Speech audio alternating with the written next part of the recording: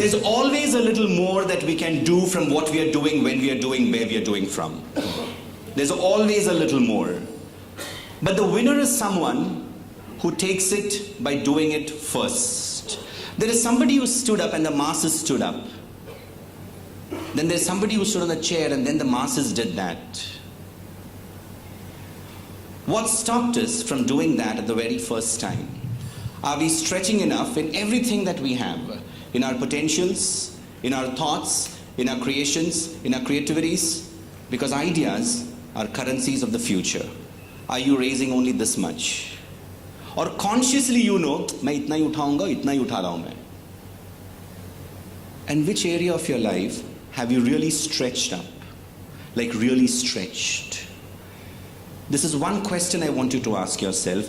Which is that area where you know there is a potential to stretch? And if you stretch, it changes your social equities, your wealth, your health, growth, team, and everything. And when you start working hard on yourself than the job, you add value to the marketplace. My question to you is, are you adding value to the marketplace? Or are you doing the same route over and over again? Is your upline and downline getting inspired with your very existence?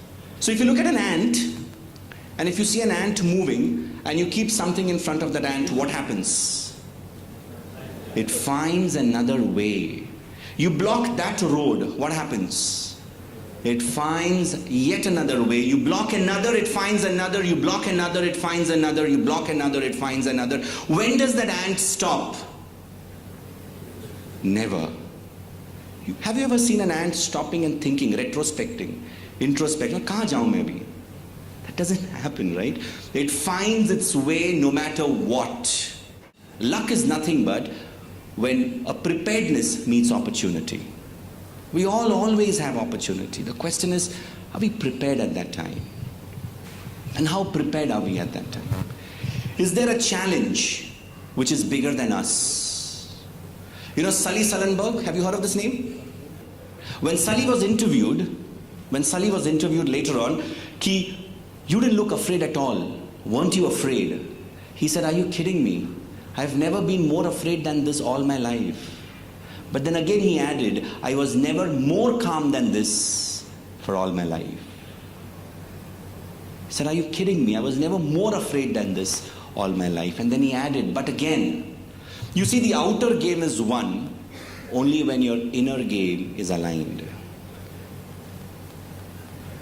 Your inner game has got a lot to do with the state of your own mind.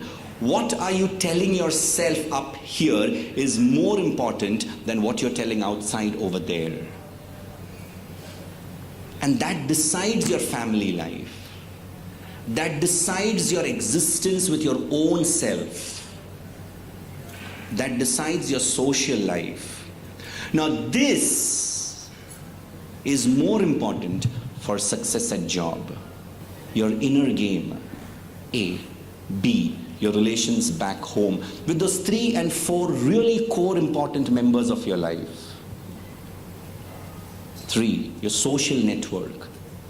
Once you sort that, this is magic, this is miracle, this is automatic.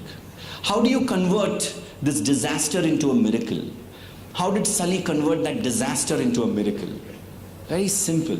He worked with his inner game. The pilots were calm, the crew was calm, the people were calm. You see, does that happen in most organizations? The leader is calm, he knows there is a chaos, he knows the winter is coming, and sometimes it is in the winter.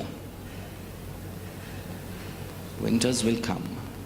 Unless the leader is calm, the crew is calm, the people can't be calm. Because culture flows top down. You lead people, and they in turn lead clients. At the point where you stand, you are leading, you're Sully in some way. And what do you do there? How do you do there? When somebody asks you, how are you? What do you say? How are you? Great, how are you? Good, how are you? How are you? Huh? Great. Now ask yourself, when you said great, what echoed inside? Was it great inside also? Or was it great on the outside? You see, the outer game is won only when the inner game is won. When you have purpose, you will survive. When you do not have a purpose, you will be punished for that. You either enjoy the pain of discipline or you enjoy the pain of losses and regrets. What's that purpose which you're living for?